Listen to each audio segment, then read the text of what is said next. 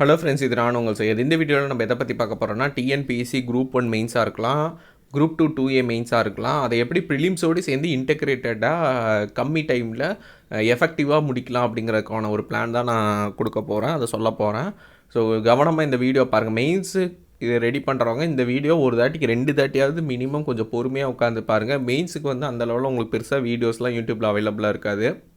அதனால் தெளிவாக சொல்கிறத மட்டும் கேட்டுக்கோங்க. அதுபடி நீங்கள் ரெடி பண்ணிங்கன்னா கம்மி டைமில் உங்களுக்கு மெயின்ஸும் முடிச்சிடலாம். உங்களுக்கு அதை பேஸ் பண்ணி உங்களுக்கு கான்ஃபிடென்ட்டும் கிடைக்கும். அப்கமிங் அட்டம்ப்ட்டில் ஒரே ஸ்டேஜில் கிளியர் பண்ணுறதுக்கான ஸ்கோப்பும் ஜாஸ்தியாக இருக்கும். இல்லை அப்படின்னா அட்டம்ப்ட் ரிப்பீட் ஆகும். இவ்வளோ தான் நடக்கும், பார்த்துக்கோங்க. ஃபஸ்ட்டு பார்த்தீங்கன்னா, நான் ஆன்சர் புக்லெட் கொடுத்துருக்கேன். இது ஃபுல்லாக வந்து இந்த சேனலில் டிஎன்பிசி குரூப் 1 4 ப்ரிலிம்ஸ்க்கான சேனலில் வந்து அப்லோட் பண்ணியிருக்கேன். இது ஃப்ரீ தான். இது 100 days ஃப்ரீ கைடன்ஸ் ப்ரோக்ராமும் இதில் தான் நான் அப்லோட் பண்ணேன்னு சொல்லியிருந்தேன். அதுக்கான லிங்க்கும் கீழே கொடுக்குறேன். இல்லை வேணுங்கிறவங்க இன்னும் ஜாயின் பண்ணலைன்னா ஜாயின் பண்ணிக்கோங்க. ப்ரிலிம்ஸ்க்கான கைடன்ஸ் போக போக மெயின்ஸுக்கு எப்படி எடுக்கலான்னு அப்பப்போ நான் ஒரு சில வீடியோஸ் மேக் பண்ணுறேன். அதை பேஸ் பண்ணி மெயின்ஸுக்கும் நோட்ஸ் எடுத்து வச்சுக்கோங்க வேணுங்கிறவங்க. ஃபஸ்ட்டு மெயின்ஸுக்கு யார் நோட்ஸ் எடுக்கலான்னு சொல்லிடுறேன். யாருனால ப்ரிலிம்ஸுக்கு நோட்ஸ் எடுத்து முடிச்சுட்டு நோட்ஸுங்கிற மாதிரிங்க ப்ரிலிம்ஸுக்கு படிச்சுட்டு ஒவ்வொரு நாளும் நான் ஸ்கெடியூல் கொடுத்துருப்பேன் 100 days பிளான். ஸோ அந்த 100 days பிளான் பார்த்துக்கோங்க. அதுபடி நீங்கள் கம்ப்ளீட் பண்ணுங்கள். உங்களால் முடிக்க முடிஞ்சுது அப்படின்னா, எனக்கு எக்ஸ்ட்ரா டைம் இருக்குது, இன்னும் எக்ஸ்ட்ரா வந்துட்டு ஒரு 2 to 3 hours இருக்குது. இங்கே நீங்கள் டெய்லி ஜிஎஸும் முடிக்கணும், ஆப்டிடியூடும் முடிக்கணும். ப்ரிலிம்ஸ் பொறுத்தளவுக்கும் அதை முடிச்சுட்டு எனக்கு டைம் சஃபிஷியண்ட்டாக இருக்குது, என்னால் மெயின்ஸ் ரெடி பண்ண முடியுங்கிறவங்க மட்டும் மெயின்ஸ் நோட்ஸ் எடுங்க. தயவு செஞ்சு ப்ரிலிம்ஸை கட் பண்ணிவிட்டு மெயின்ஸ் நோட்ஸ் எடுக்காதீங்க. அப்படி பண்ணுறது இப்போ இருக்கிறதுல பிளண்டர் மிஸ்டேக்கு. ஸோ ப்ரிலிம்ஸுக்கு படிச்சுட்டு எக்ஸ்ட்ரா டைம் இருக்கிறவங்க மெயின்ஸுக்கு நோட்ஸ் எடுங்க. இல்லை நான் ஒர்க்கிங் கேண்டிடேட், எனக்கு ப்ரிலிம்ஸ் படிக்கிறதுக்கே டைம் இல்லைன்னா உங்களுக்கு இஷ்யூவே கிடையாது. ஃபுல் ஃபோக்கஸ் ப்ரிலிம்ஸுக்கு மட்டும் கொடுத்து கிளியர் பண்ணுறதுக்கு பாருங்கள். கிளியர் பண்ணி முடித்தோன்னே ஒன்ஸ் எக்ஸாம் எழுதி முடித்தோன்னே, ப்ரிலிம்ஸ் எக்ஸாம் எழுதி முடித்தோடனே உங்களுக்கு நீங்கள் ஆன்சர் கீ செக் பண்ணும்போது ஓரளவு தெரிஞ்சிடும் நீங்கள் கிளியர் ஆவீங்களா, சான்ஸ் இருக்கா இல்லையான்னு. அதை பேஸ் பண்ணி அதுக்கப்புறமா ப்ரிப்பேர் பண்ண ஆரம்பிச்சிங்கனாலே கரெக்டாக இருக்கும். ஸோ அதனால் டைம் இல்லாதவங்க தயவு செஞ்சு ப்ரிலிம்ஸுக்கு மட்டும் ஃபோக்கஸ் பண்ணுங்கள். மெயின்ஸ் நீங்கள் எடுக்காதீங்க. எடுத்திங்கன்னா மொத்தமாக ப்ரிப்பரேஷனை கொலாப்ஸ் பண்ணிடுங்க. ப்ரிலிம்ஸ் கிளியர் பண்ணுற சக்ஸஸ் ரேட்டே கம்மியாயிரும். ஸோ அதனால் இந்த ரெண்டும் பார்த்துக்கோங்க.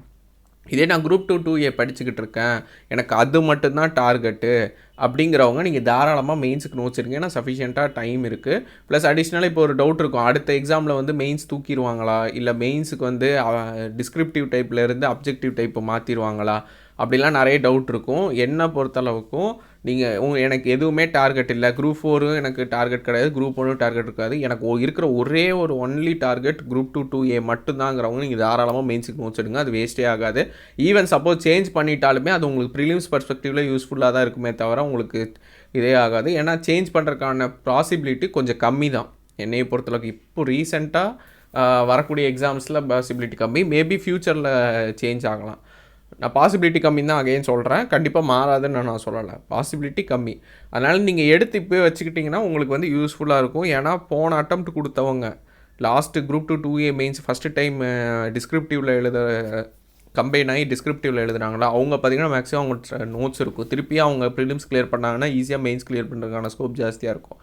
ஸோ அதனால் வந்து முடிஞ்ச லெவலில் உங்கள்கிட்ட நோட்ஸ் இல்லைன்னா மெயின்ஸுக்கு நோட்ஸ் ரெடி பண்ணி வச்சுக்கோங்க. இவங்க மட்டும் மெயின்ஸுக்கு ப்ரிப்பேர் பண்ணலாம், மற்றவங்களாம் ப்ரிலிம்ஸுக்கு மட்டும் ஃபுல் ஃபோக்கஸ் கொடுங்க. ப்ரிலிம்ஸே எனக்கு ரொம்ப கஷ்டமாக இருக்குது, ப்ரிலிம்ஸ் இது பண்ணுறதே எனக்கு ரொம்ப ரிஸ்க்காக இருக்குங்கிறவங்க ப்ரிலிம்ஸ்க்கே ஃபுல் ஃபோக்கஸ் கொடுத்து ப்ரிலிம்ஸ் கம்ப்ளீட் பண்ணுறதுக்கு பாருங்கள். மெயின்ஸ் பக்கம் போகாதீங்க அட் ப்ரெசென்ட். ஸோ இதுதான் ஃபஸ்ட்டு யார் ப்ரிப்பேர் பண்ணலாம், ப்ரிப்பேர் பண்ண வேண்டாங்கிறத சொல்லிட்டேன். அடுத்து பார்த்திங்கன்னா, இதில் வந்து ப்ளேலிஸ்ட் கொடுத்துருப்பேன், ஒவ்வொரு வீடியோக்கான ப்ளேலிஸ்ட்டு. ஹிஸ்ட்ரியில் வந்து ஒரு 8 வீடியோ இருக்கும். பழைய புக்கு தான் கொடுத்துருப்பேன், ஏன்னா மெயின்ஸுக்கு வந்து பழைய புக் படிக்கிறது தான் கொஞ்சம் ஈஸியாக இருக்கும், கன்வீனியண்ட்டாக இருக்கும், ஒரு ஃப்ளோவாக இருக்கும்.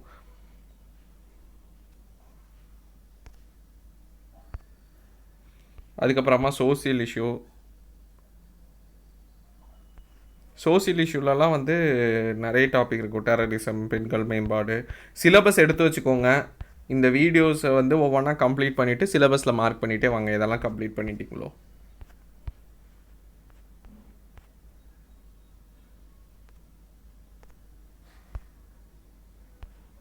அதுக்கப்புறமா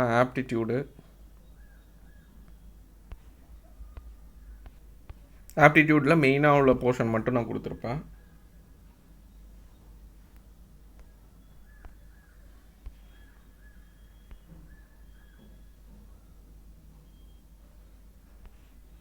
அடுத்து வந்து பாலிட்டியில் நிறைய வீடியோஸ் இருக்கும், எக்ஸ்ட்ரா கண்டென்ட்டும் நிறைய கொடுத்துருப்பேன். ஸோ அதை பார்த்துக்கலாம். ஒவ்வொரு வீடியோலையும் கீழே ஒவ்வொரு வீடியோலையும் அதுக்கான டிஸ்கிரிப்ஷனில் பார்த்திங்கன்னா வீடியோக்கான லிங்க் இருக்கும். ஸோ அதை நீங்கள் ரெஃபர் பண்ணிக்கலாம்.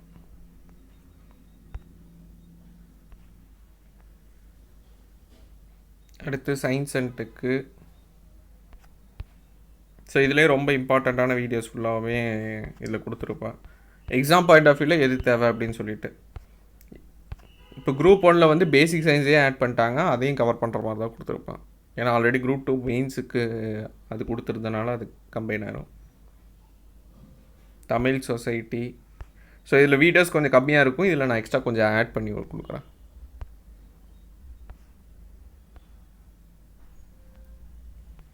அடுத்து ஜியாகிரஃபி.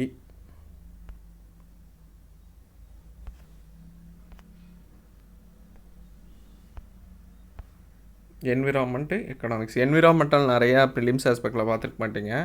ஸோ வீடியோஸ் கம்மியாக தான் இருக்கும், இது மட்டும் மெயினாக நோட்ஸ் எடுத்து வச்சுப்போம். எக்கனாமிக்ஸ் ஃபைனலாக.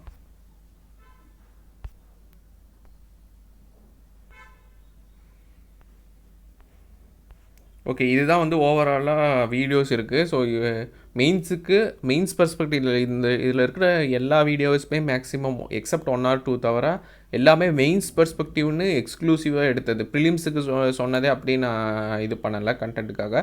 மெயின்ஸ் படிக்கிறவங்க எதை நோட்ஸ் எடுக்கணும், எந்த சோர்ஸ் மெட்டீரியல் ரெஃபர் பண்ணணும் அப்படின்னு சொல்லிட்டு ஒவ்வொரு வீடியோ கீழேயுமே டிஸ்கிரிப்ஷனில் சோர்ஸ் மெட்டீரியலை ப்ரொவைட் பண்ணியிருப்பேன். நீங்கள் அதை மட்டும் டவுன்லோட் பண்ணி டக்குன்னு நோட்ஸ் எடுத்துகிட்டு இது பண்ணிக்கலாம். புக் இருக்கிறவங்க புக்கில் நீங்கள் ரெஃபர் பண்ணிக்கோங்க. இது வந்து சோர்ஸுக்கான இது மொத்தம் ஒரு 170+ வீடியோஸ் இருக்கும். இனி நான் கரண்ட் அஃபேர்ஸ் ஆட் பண்ணல. கரண்ட் அஃபேர்ஸ் ஆட் பண்ணால் 200 வீடியோக்கு மேலே போயிடும் மினிமமாக. ஸோ எக்ஸ்ட்ரா இன்னும் கொஞ்சம் வீடியோஸ் ஆட் பண்ண வேண்டியது இருக்குது. நான் அது ப்ளேலிஸ்ட்டில் ஆட் பண்ணிடுறேன். அப்போ ஒரு நாளைக்கு நீங்கள் ஒரு வீடியோ நீங்கள் பார்த்து இது பண்ணாலே நெக்ஸ்ட்டு ஒரு 6 months இது போதுமானதாக இருக்கும். ஒரு நாளைக்கு உங்கள் டார்கெட் ஒரு வீடியோ பார்க்கலாம். இது ஒரு ஆஸ்பெக்ட், இப்படி ஒரு அப்ரோச் பண்ணலாம். இன்னொன்று வந்து ப்ரிலிம்ஸோடு சேர்ந்து மெயின்ஸ் ப்ரிப்பேர் பண்ணுறது, அது எப்படிங்கிற சொல்கிறேன். அதுக்கு முன்னாடி நோட்ஸ் மேக்கிங்க்கு 3 சாம்பிள் வீடியோ கொடுத்துருப்பேன். இந்த 3 சாம்பிள் வீடியோ ஃபஸ்ட்டு ஒரு தாட்டிக்கு 2 தாட்டி பார்த்துக்கோங்க. மெயின்ஸ் நோட்ஸ் எடுக்கிறது வந்து ரெக்கார்ட் நோட் மேக் பண்ணுற மாதிரி பண்ணாதீங்க தயவு செஞ்சு. நீங்கள் ப்ரிலிம்ஸுக்கு நோட்ஸ் எடுக்கும்போதும் இப்படி தான் எடுத்திருப்பீங்க. இப்படி ஒரு நோட்ஸ் எடுக்கணும், ஒரு 10 லைன் ஒரு பேஜுக்கு எழுதியிருப்பீங்க. இப்படிலாம் எழுதுனீங்கன்னா கிட்டத்தட்ட ஒரு 1000 to 2000 பேஜ் எழுதுறதுக்கு தேவைப்படும் இந்த கண்டென்ட்லாம் எழுதுறதுக்கு. அத்தனை பேஜ் நீங்கள் 2000 பேஜ் எழுதி வைக்கிறீங்கன்னு நீங்களா 2000 பேஜ் ரிவிஷன் பண்ணுறதுக்கு எத்தனை நாள் எடுத்துக்குவீங்க? எழுதுன ஃபுல்லாக வேஸ்ட்டாக தான் ஆகும். உங்களால் ரிவிஷனே பண்ண முடியாது. பேரளவில் நோட்ஸ் இருக்கும், அதை நீங்கள் படிக்கவே மாட்டீங்க மேக்ஸிமம். அதை பார்த்தாலே பயம் வந்துடும், மெயின்ஸை விட்டு போகிறதுக்கான சூழ்நிலை ஆயிடும். அப்படிலாம் எழுதாதீங்க. ரொம்ப ஷார்ட்டாக ஸ்வீட்டாக ஒரு பேஜ் இருக்குன்னா அதை வந்து நான் சொல்கிறது லேண்ட்ஸ்கேப்பில் திருப்பிடுங்கண்ணா. உங்களுக்கு அது கன்வீனியண்ட்டாக இல்லை, எப்போ மாதிரி போர்ட்ரேட் மோடில் தான் எழுதுவேன்னாலும் சின்னதாக எழுதுங்க. கீ பாயிண்ட் மட்டும்தான் இருக்கணும். நீங்கள் ஒரு விஷயத்த நல்லா படிங்க, ஒரு தாட்டி 2 தாட்டி படிச்சுட்டு அதை உள்வாங்கிட்டு அதை வச்சு நீங்கள் வந்து ஒரு ஷார்ட்டாக கீ பாயிண்ட் மட்டும்தான் இருக்கணும். ஃபார் எக்ஸாம்பிள் வந்து திருப்பி நான் சங்க காலத்திலேருந்தே சொல்கிறேன். சங்க காலம் அப்படின்னு சொல்லிட்டு நீங்கள் புக்கில் நிறையா ஒரு 10 பேஜ் 15 பேஜ் இருக்கும். அதை நீங்கள் எப்படி கொண்டு வரீங்கன்னா ஃபஸ்ட்டு அதில் உள்ள ஹெட்டிங்லாம் இருக்கும், சான்றுகள். அடுத்து வந்து சான்றுகளுக்கு அப்புறமா வந்துட்டு ஆட்சி முறை, வணிகம், பெண்களின் நிலை அப்படின்னு ஒரு 5-6 இருக்குமா. இந்த 5-6 எழுதிக்கலாம். இதுக்கு வந்து ஒரு 3 பாயிண்ட்டு இல்லை, இதுக்கு கீழேயே இப்போ பெண்களின் நிலை அப்படின்னா ஒரு 3 பாயிண்ட்டு தான், 3 கீ பாயிண்ட்டு. கற்பு, பெண் பால் புலவர், அடுத்து வந்து சதி வழக்கம் இப்படின்னு சொல்லிட்டு இந்த வேர்டு மட்டும்தான் இருக்கணுமே தவிர உட்காந்து கதையை எழுதக்கூடாது. அந்த காலத்தில் சதி வழக்கம் அங்கு காணப்பட்டது இப்படிலாம் எழுதிட்டு இருந்தீங்கன்னா அதான் புக்கில் இருக்குது. அது எதுக்கு தனியாக நீங்கள் நோட்ஸ் எடுத்துகிட்டு இருக்கீங்க? படிக்கவே மாட்டீங்க திருப்பி நோட்ஸு, ஏன்னா ரொம்ப அதிகமாக போயிட்டுருக்கோம். அது என்னவோ அது கீ பாயிண்ட்டை மட்டும்தான் உங்களுக்கு இருக்கும். இதை பேஸ் பண்ணி நீங்கள் வந்து ஆன்சர் ப்ராக்டிஸ் பண்ணும்போது டெவலப் பண்ணிக்கோங்க. நீங்கள் அப்போ கதையாக எழுதுங்க. நான் காலேஜ் படிக்கும்போதெல்லாம் எவ்வளோ கதை எழுதிக்கோங்க. கண்டென்ட்டே தெரியாமலாம் கதை எழுதிக்கிட்டு இருப்போம்ல. இது உங்களுக்கு ஓரளவு கண்டென்ட் தெரியும், அதை பேஸ் பண்ணி கதை எழுதுங்க. உட்காந்து நீங்கள் எழுத போகிறது எல்லாமே அச்சடித்த மாதிரிலாம் நீங்கள் என்ன ஆன்சர் எழுத போகிறீங்களோ அது வந்து அச்சடித்த மாதிரி நீங்கள் நோட்ஸ் எடுத்துகிட்டு இருந்தீங்கன்னா உங்களால் நோட்ஸும் முடிக்க முடியாது, நோட்ஸ் முடித்ததையும் படிக்க முடியாது, ரெண்டுமே அடி வாங்கிடும். அதை மட்டும் பண்ணாதீங்க. நோட்ஸ் வந்து உங்களுக்கு புரிதலுக்காக, அவ்வளோதான். அதை பார்த்தீங்கன்னா உங்களுக்கு ஞாபகம் இருக்கணும். திருப்பி போய் புக்கை ரெஃபர் பண்ணக்கூடாது. மெயின்ஸ் பொறுத்தளவுக்கும் நோட்ஸை பார்த்துட்டிங்களா, ஒரு 5 பாயிண்ட் இருக்கா, அந்த 5 பாயிண்ட்டை வச்சு கதையே எழுதிடலாம். ஏன்னா நம்ம கதை எழுதுறதுலலாம் நம்மளாம் ஸ்பெஷலிஸ்ட்டு. மேக்ஸிமம் காலேஜில் கிளியர் பண்ணுற எல்லாருமே வந்து ஓன் கண்டென்ட்லாம் எழுதி கிளியர் பண்ணியிருக்க மாட்டீங்க. புக்கில் படித்து புக்கில் உள்ளதை அப்படியே எழுதி. ஸ்கூல் மட்டும்தான் அந்த மாதிரி இருந்திருக்கும். அச்சடித்த மாதிரி புக்கில் உள்ளதை எழுதி பழகிருப்போம். காலேஜ் போயிருந்தோம் மேக்ஸிமம் அதெல்லாம் பண்ணியிருக்க மாட்டோம்.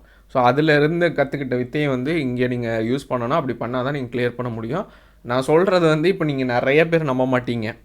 குரூப் 2 2A மெயின்ஸ் எழுதி முடிச்சுட்டு வந்தவங்கள்ட்ட போய் கேளுங்க, நீங்கள் படித்தது என்ன எழுதுங்க, அங்கே போய் எழுதுனது கண்டென்ட் கம்மியாக தான் படிச்சிருப்பாங்க. ஆனால் அதை ஏன்னா உங்களுக்கு யோசிச்சு எழுதுறதுக்கு அங்கே டைமே இருக்காது. மெயின்ஸ் பொறுத்தளவுக்கும் நீங்கள் அப்படி யோசிச்சு எழுதணுன்னா மினிமம் 5 மணி நேரம் 6 மணி நேரம் ஆகும். அதனால் இருக்கிற கம்மி டைமில் ஒரு 3 ஹவர்ஸ்க்குள்ளே ஒரு எக்ஸாமை முடிக்கணும்னா இப்படி எழுதினா மட்டும்தான் பாசிபிள், வேறு வழியே கிடையாது. அதனால் வந்து நான் சொல்கிற மாதிரி கம்மியாக கண்டென்ட் எழுதி வச்சுக்கோங்க. ஒரு ஹெட்டிங்னால் அந்த ஹெட்டிங்கு கீழே ஒரு 2 பாயிண்ட் 3 பாயிண்ட் போதும். அதை வச்சு நீங்கள் டெவலப் பண்ணிக்கலாம். அது நீங்கள் நிறைய கண்டென்ட் மற்றது படிப்பீங்களா, அதையும் சேர்த்து எழுதும் போது உங்களுக்கு கண்டென்ட் நிறையா இதாயிரும். அப்போ ஈஸியாக நீங்கள் கம்ப்ளீட் பண்ணிடலாம். அடுத்து mind map format. Mind map மாதிரி எப்படி கரப்ஷன் டாப்பிக்கை வச்சு நான் சொல்லியிருப்பேன். இந்த மாதிரி நீங்கள் நோட்ஸ் எடுக்கலாம். இன்னொரு வீடியோ இருக்கும், ஒரு 3 வீடியோ இருக்கும். இதை பார்த்துக்கோங்க, இது மஸ்ட்டு. இதை பார்த்து தான் நீங்கள் நோட்ஸ் எடுக்கணும். இது தெரியாமல் நோட்ஸ் எடுத்திங்கன்னா டைம் மட்டும் தான் வேஸ்ட் ஆகும். திருப்பியும் நீங்கள் அந்த நோட்ஸை வந்து கம்மி பண்ணுறதுக்கு எஃபர்ட் எடுக்கணும். இதுக்கு முன்னாடி 2 to 3 ரிவிஷனாவது பண்ணிவிட்டு நோட்ஸ் எடுங்க. டேரெக்டாக புக்கை பார்த்து நோட்ஸ் எடுக்காதீங்க. அந்த பழக்கத்தை இப்போயே விடுங்க. அப்படி பண்ணுறீங்கன்னா நோட்ஸ் எடுக்கிறதுக்கான எஃபிஷியன்சியே இருக்காது. ஒரு தாட்டி நல்லா தெளிவாக படிச்சுட்டு செகண்ட் தாட்டியும் ஒரு ரீடிங்கை விட்டுட்டு அப்புறமா நோட்ஸ் எடுங்க. அது நீங்கள் ஒரு நாளைக்கு நிறைய பேஜ் நோட்ஸ் எடுக்கணும் அப்படின்னா சாட்டிஸ்ஃபேக்ஷன்லாம் கிடையாது. ஒரு நாளைக்கு ஒரு பேஜ் நோட்ஸ் எடுத்தாலுமே அதை உருப்படியாக எடுங்க. அப்போ தான் அது எக்ஸாமுக்கு யூஸ்ஃபுல்லாக இருக்கும். பேரளவில் எடுத்துகிட்டு இருந்தீங்கன்னா வேலைக்கு ஆகாது.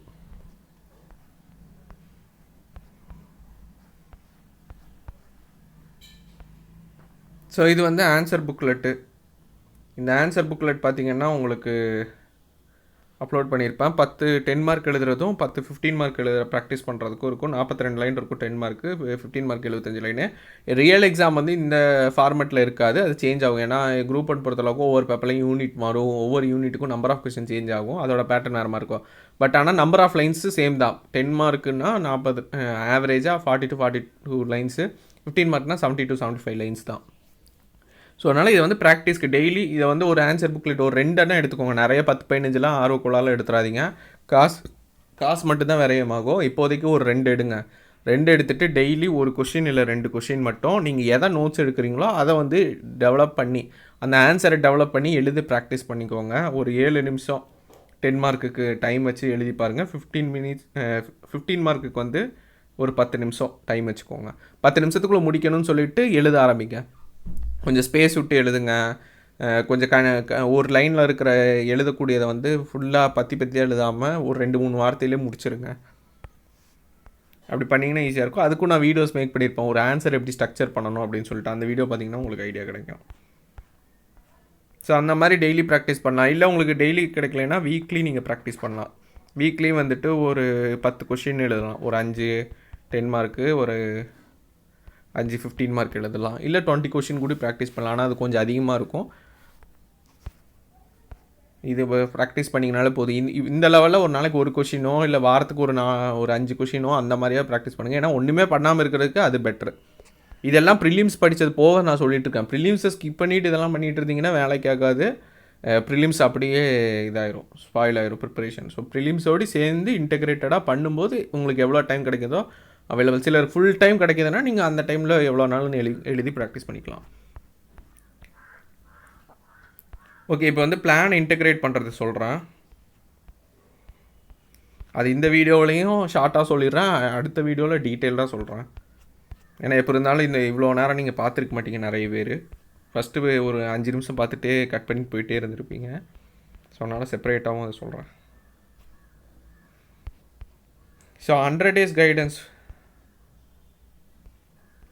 ப்ரோக்ராம் ஸ்டார்ட் பண்ணி ஒரு ஸ்கெட்யூல் கொடுத்துருப்பேன் ஜிஎஸ்க்கு. ப்ரிலிம்ஸ் பெர்ஸ்பெக்டிவில் ரொம்ப இம்பார்ட்டன்ட் லெசன் மட்டும் படிக்க சொல்லியிருப்பேன். ஒரு வாரத்துக்கே பார்த்தீங்கன்னா ஒரு 7 to 10 லெசன்ஸ், அதிகபட்சம் 15 லெசன்ஸ் தான். ஒரு நாளைக்கு ஒரு சாப்டர் இல்லை 2 சாப்டர் பாலிட்டிக் மட்டும் 3 சாப்டர் படிக்கிற மாதிரி இருக்கும். மற்ற எல்லா யூனிட்டுமே 1 or 2 சாப்டர்ஸ் படிக்கிற மாதிரி இருக்கும். இப்போ வாரத்தில் நீங்கள் யூனிட் 8 எடுக்கிறீங்கன்னா இதே அப்படியே குரூப் 1 மெயின்ஸுக்கும் தனியாக தமிழ் சொசைட்டின்னு கேட்பாங்க. இந்த லெசன் படிக்கிறீங்களா, அன்றைக்கி இதுக்கான மெயின்ஸ் நோட்ஸ் எடுத்துருங்க. இந்த லெசன் படிக்கிறீங்களா, மெயின்ஸ் நோட்ஸ் எடுங்க. இந்த லெசன் படிக்கிறீங்களா, மெயின்ஸ் நோட்ஸ் எடுங்க. அவ்வளோதான், முடிஞ்சு போச்சு. இப்படியே எடுத்துகிட்டு வந்துட்டிங்கனாலே உங்களுக்கு யூஸ்ஃபுல்லாக இருக்கும். ப்ரிலிம்ஸுக்கு தயவு செஞ்சு நோட்ஸ் எடுக்காதீங்க. நான் அகைன் சொல்கிறேன், ப்ரிலிம்ஸுக்கு நோட்ஸ் எடுக்கிறது வேஸ்ட்டு. ப்ரிலிம்ஸுக்கு யார் நோட்ஸ் எடுக்கலாம்னா, உங்கள்கிட்ட புக்கே இல்லை, பிடிஎஃப் மட்டும் தான் இருக்குன்னா வேறு வழியில் நோட்ஸ் எடுக்கலாம். ஆனால் புக்கு இருந்துகிட்டே நீங்கள் நோட்ஸ் எடுத்துகிட்டு நான் ஷார்ட்கட்டில் போகிறேன்னு பண்ணிட்டு இருந்தீங்கன்னா நிறைய நீங்கள் விட்டு தான் நோட்ஸ் எடுப்பீங்க. படிச்சிங்கன்னா அவங்க ஒன்று கேட்பாங்க, நீங்கள் ஒன்று நோட்ஸ் எழுதி வச்சுருப்பீங்க. அதனால தான் நிறைய பேர் புக்லேருந்து கேட்க மாட்டேங்கிறாங்கன்னு சொல்லிருக்கீங்க. லாஸ்ட் குரூப் 4 மெயின்ஸுங்கிற பாருங்க, மெயின்ஸை பேசிட்டு குரூப் 4 ப்ரிலிம்ஸில் இருக்கிற கொஷின் எடுத்து நீங்கள் ஜிஎஸ் எடுத்து நீங்கள் புக்கில் பார்த்தீங்கன்னா, நானே வீடியோ மேக் பண்ணியிருக்கேன். 75 கொஷினில் 65 கொஷினுக்கு மேலே புக்கில் இருந்து தான் கேட்டிருக்காங்க. ஆனால் பார்க்குற எல்லாருமே கொஷின் பேப்பர் பார்த்துட்டு புக்கில் கிடையாது, வேறு எங்கே இருக்குது. ரீசன் புக்கை பார்த்து நீங்கள் நோட்ஸ் புக்கில் 10 பேஜ் கொடுத்து வச்சுருந்தா நீங்கள் நோட்ஸை ஒரு பேஜில் எடுத்து வைக்கிறீங்க. அந்த ஒரு பேஜில் இருந்தால் கொஷின் வரும்னு எக்ஸ்பெக்ட் பண்ணால் என்ன நியாயம்? அதை மெயின்ஸுக்கு எடுங்கன்னா மெயின்ஸுக்கு பக்கமாக நோட்ஸ் எடுத்துகிட்டு இருக்கீங்க, அப்படி உள்டாவா. ஸோ ப்ரிலிம்ஸுக்கு தயவு செஞ்சு நோட்ஸ் எடுக்காதீங்க. உங்கள்கிட்ட புக் இருந்தால் மெயின்ஸுக்கு நோட்ஸ் எடுங்க. அதுவும் அந்தந்த டாபிக் எந்த டாபிக் நான் கொடுத்துருக்கேனோ அந்த டாபிக்கு ரிலேட்டடாக நோட்ஸ் எடுத்து வச்சிட்டிங்கன்னா போதும். ரொம்பவே யூஸ்ஃபுல்லாக இருக்கும். உங்களுக்கு டைம் நிறைய சேவ் ஆகும். இப்போ இந்த மாதிரி ஃபார்மேட்டில் எடுத்து வச்சிட்டிங்கன்னா உங்களுக்கு ப்ரிலிம்ஸும் நல்லா டெவலப் ஆயிடுவீங்க. உங்களுக்கு அனலைஸ் பண்ண கற்றுக்குவீங்க. அடிஷ்னலாக மெயின்ஸுக்கு நீங்கள் ப்ரிப்பேர் பண்ணக்கூடிய டைம் 2 to 3 மாதம் மினிமம் சேவ் ஆகும். அது நீங்கள் ப்ரிலிம்ஸ் முடிச்ச பிறகு ஆன்சர் ரைட்டிங் ப்ராக்டிஸ் பண்ணுறதுக்கு யூஸ்ஃபுல்லாக இருக்கும். ஸோ ஒரு வாரம் யூனிட் 8 எடுக்கிறீங்களா, அடுத்த வாரம் நான் ரிவிஷன் கொடுத்துருப்பேன். அப்போ திருப்பியும் உங்களுக்கு எக்ஸ்ட்ரா இருக்கிற டைமில் யூஸ் பண்ணிக்கோங்க. அதனால தான் நான் போர்ஷன் இன்டெகிரேட் பண்ணி கொடுத்துருக்கேன். நான் பிளானை மேக் பண்ணும்போதே ஒன்று அது ஒர்க்கிங் கேண்டிடேட்டுக்கு அந்த பிளான் சூட்டபுளாக இருக்கணும். எல்லாம் பேரளவில் தான் சொல்லுவாங்க. ஒரு பிளானை கொடுத்துட்டு இது எல்லாருக்குமே சூட் ஆகணும். மேக்ஸிமம் அந்த பிளான் பார்த்திங்கன்னா ஒரு நாளைக்கு 8 மணி நேரம் படிக்கிறவங்களுக்கு தான் சூட் ஆகிற மாதிரியே இருக்கும். ஆனால் சொல்கிறது ஒர்க்கிங் கேண்டிடேட் படிக்கலாம்பாங்க. ஆனால் நான் கொடுத்தது ஒர்க்கிங் கேண்டிடேட் படிக்கிற மாதிரி 1 சாப்டர் 2 சாப்டர் தான் லிமிட் பண்ணி கொடுத்துருக்கேன். என்கிட்ட பேச்சுலர் சேரும்போது என்ன கொஷின் கேட்குறாங்கன்னா, இது படித்தா போதுமா, நீங்கள் ரொம்ப கம்மியாக கொடுக்குறீங்க, இதெல்லாம் படித்தா வேலைக்காதுன்னு என்கிட்ட டேரெக்டாக கேட்குறாங்க. இதை நீங்கள் தெளிவாக படிங்க, இதை படித்து முடிச்சுட்டு அப்புறமா நான் எக்ஸ்ட்ரா கொடுக்குறேன்னா அதை ஒத்துக்க மாட்டேங்கிறாங்க. பல அட்டம் 5 வருஷம் படிச்சிருப்பாங்க. ஆனால் இந்த சாப்டர்ஸ்லேருந்து கொஷினுக்கு ஆன்சர் கேட்டேன்னா அவங்களால சொல்ல முடியாது, கிளாரிட்டியே இருக்காது. ஆனால் வேறு ஏதோ தேடிக்கிட்டு இருப்பாங்க. ஸோ அந்த மாதிரி இருக்காதிங்க. இதுவே சஃபிஷியன்ட். குரூப் 4க்கு இந்த ஜிஎஸ் போர்ஷன் சஃபிஷியன்ட்டு. குரூப் 1க்கு இதுதான் பேசிக்கு. இதை ஸ்டார்ட் பண்ணிவிட்டு அப்புறமா நீங்கள் என்ன படித்தாலுமே ஒரு 80% கண்டென்ட் உங்களுக்கு வந்துடும், சிலபஸில் கவர் ஆகிடும். ஒரு 20% கேப் இருக்கும். அதை நீங்கள் ஒரு 1 or 2 வீக்ஸ்லேயே முடிச்சிடலாம். ஆனால் இந்த 80% உங்களுக்கு நாலேஜ் இல்லை, உங்களுக்கு கண்டென்ட் தெரில அப்படின்னா மிச்சம் இருக்கிறது படித்தும் வேஸ்ட்டு, உங்களால் கிளியர் பண்ண முடியாது. ஸோ அதனால் கொடுக்குறது லிமிட்டடாக இருக்கிறத கரெக்டாக யூட்டிலைஸ் பண்ணிக்கோங்க. பாலிட்டிக்கு அதே மாதிரி தான். எதெல்லாம் படிக்கிறீங்களோ அதெல்லாம் நோட்ஸ் எடுக்கணும். நான் சொல்கிறேன் என்னென்ன இதெல்லாம் சிலபஸில் மேக்ஸிமம் எல்லாமே சிலபஸில் கவர் ஆகிற மாதிரி தான் இருக்கும். எதுவுமே கவர் ஆகாமல் விடுற மாதிரி இருக்காது. இப்போ ஹிஸ்ட்ரி வரும்போது ஹிஸ்ட்ரி வராது உங்களுக்கு மெயின்ஸில். இந்த டைம் நீங்கள் என்ன பண்ணலான்னா வேறு ஏதாவது யூனிட் என்விரான்மெண்டல் நீங்கள் நோட்ஸ் எடுக்கலாம். ஏன்னா அது உங்களுக்கு பெரிய லெவலில் ப்ரிலிம்ஸில் கவர் ஆகாது. ஒரே ஒரு சின்ன போர்ஷனாக கவர் ஆகும். இந்திய தேசிய இயக்கம் கவர் ஆகும், ஜாகிரஃபி கவர் ஆகும், எக்கனாமிக்ஸ் கவர் ஆகும். ஸோ இதுவும் சில இதெல்லாம் கவர் ஆகி தான் வரும். அவ்வளோதான். நீங்கள் ப்ரிலிம்ஸில் படிக்கிற எல்லா கான்செப்ட்டுமே மெயின்ஸுக்கு மேக்ஸிமம் ஒரு ஸ்டாட்டிக் போர்ஷன்லேயே ஒரு 70 to 80% கம்ப்ளீட் ஆகிடும். ஒரு 20% என்னென்னா environmental, science and tech, recent science and tech, இது கரண்ட் அஃபேர்ஸில் வந்துருமா. இந்த 2 மட்டும்தான் உங்களுக்கு கவர் ஆகாமல் இருக்கிற போர்ஷன். மற்ற எல்லா யூனிட்டுமே உங்களுக்கு கவர் ஆகிடும். ஸோ அதனால் எதெல்லாம் நீங்கள் ப்ரிலிம்ஸ் படிக்கிறீங்களோ அன்றைக்கி படிக்கிற லெசனை அன்றைக்கி நோட்ஸ் எடுத்து வச்சுக்கோங்க. மெயின்ஸ் பெர்ஸ்பெக்டிவில் சிம்பிள், இவ்வளோ தான். இதை சொன்னால் யாரும் பண்ண மாட்டீங்க. நான் புதுசாக தான் படித்தா நான் ஏதோ ஒரு இல்லாத ஒரு புக்கு, சார் அந்த ஒரு ஸ்டாண்டர்ட் புக் இருக்குது, நான் இனி வாங்கலை, நான் வாங்குகிறேன். சரி எத்தனை நாள் கழித்து வாங்குங்க, ஒரு வருஷம் இப்படியே ஓட்டிடுவாங்க. வாங்கலாமா வேண்டாமான்னு ஒரு 10 பேர்கிட்ட கேட்பாங்க. ஒரு சிலர் வாங்கலாமாங்க, ஒரு சிலர் வேண்டாமாங்க. சமச்சீர் புக்கு கையிலேயே இருக்குது. கையில் இருக்கிற விஷயத்தை விட்டுட்டு இல்லாத விஷயத்தை தேடி ஓடிக்கிட்டு இருக்கீங்க. ஸோ அந்த தப்பை பண்ணாதீங்க.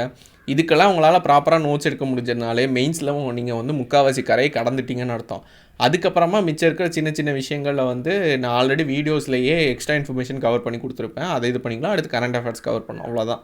சிம்பிளாக இருக்கிற விஷயத்த தயவு செஞ்சு காம்ப்ளிகேட் பண்ணாதீங்க. நீங்கள் காம்ப்ளிகேட் பண்ணுறதுனால அந்த விஷயம் வந்துட்டு ரொம்ப காம்ப்ளிகேட்டடானதுலாம் கிடையாது, அதுக்கு அர்த்தம் கிடையாது. அதனால் நான் சொல்கிற மாதிரி நீங்கள் யாரெல்லாம் ரெடி பண்ணுறீங்களோ உங்கள் மெயின்ஸ் வந்து ஷார்ட்டாக ஸ்வீட்டாக முடிச்சிடலாம். இல்லை நான் வந்து தலைகீழ தான் குதிப்பேன் அப்படின்னு சொல்லிட்டு நீங்கள் மெயின்ஸுக்கு ரெடி பண்ணிங்கன்னா அது எனக்கு பிரச்சனை கிடையாது, அது உங்களோட விஷ் தான். ஓகே, அப்கமிங் வீடியோஸில் பார்க்கலாம். நான் நெக்ஸ்ட்டு வந்து எப்படி இன்டெகிரேட்டடாக பண்ணலான்னு சொல்லிட்டு ஒரு வீடியோ மேக் பண்ணுறேன். தேங்க்யூ.